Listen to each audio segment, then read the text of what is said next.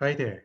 Today we are going to talk about different symbols that can be found in the morning and evening prayer psalms.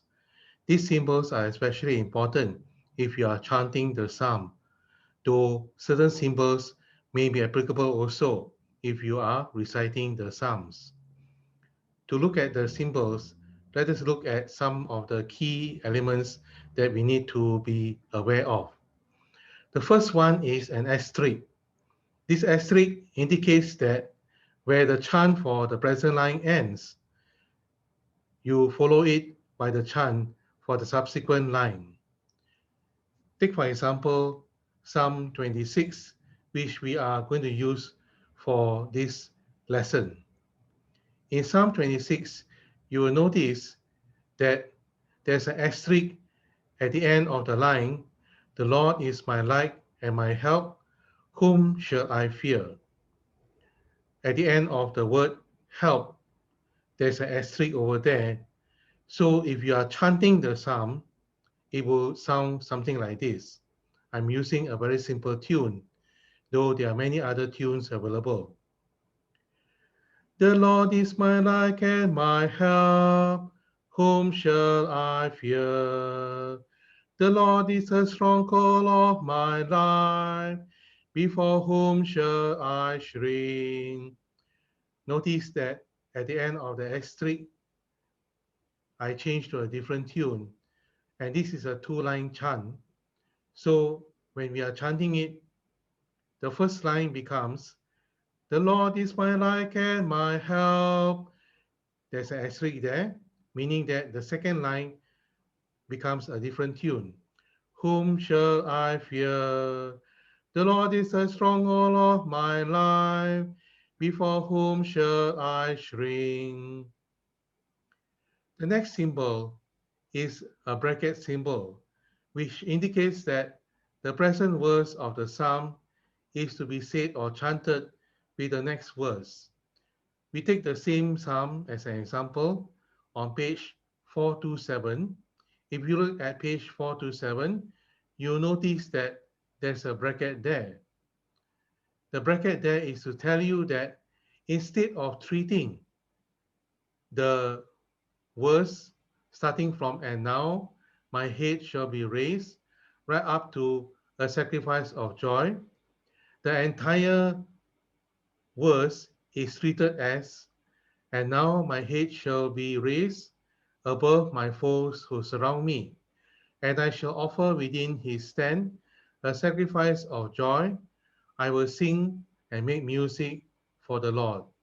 So the words, I will sing and make music for the Lord, is combined with the verse before to make it an entire verse.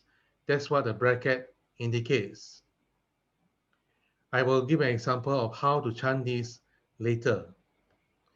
The next symbol that needs to be looked at is what we call a tick symbol. When there's a tick symbol, it refers to the emphasis needed when the psalm is being chanted. So the tick symbol is only relevant if the psalm is being chanted. Take, for example, using the same tune that I used earlier.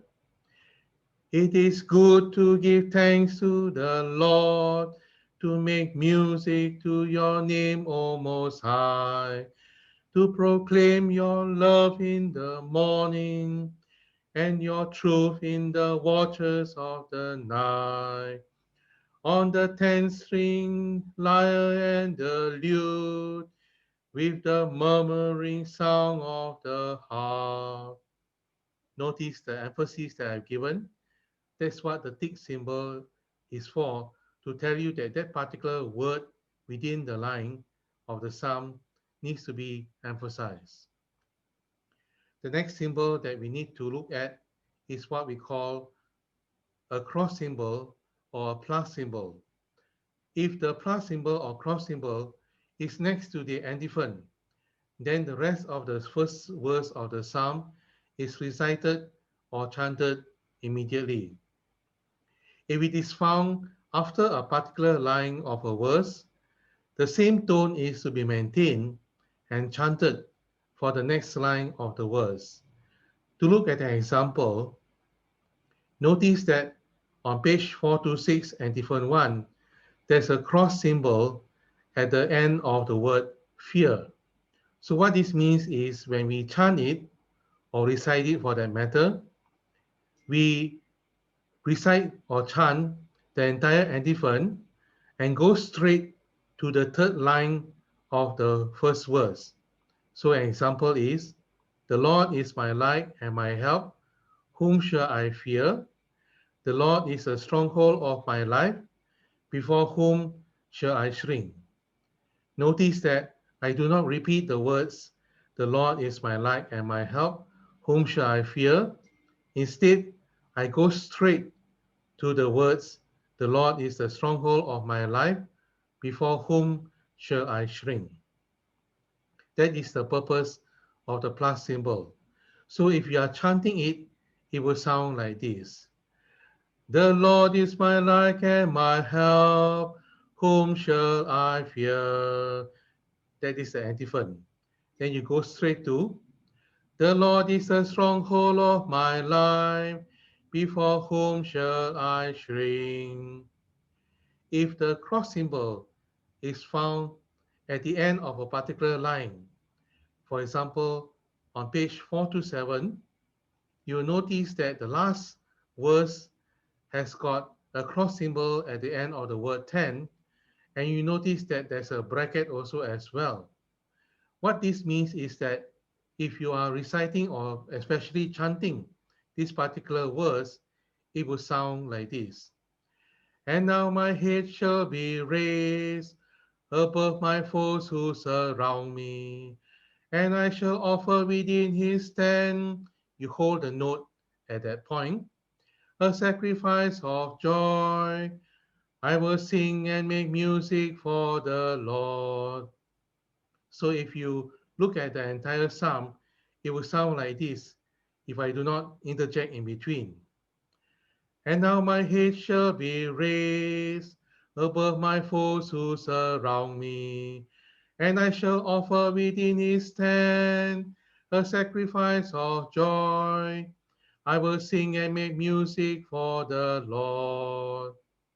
So as you can see, the symbols will come in very handy, especially if you are reciting or chanting the psalm.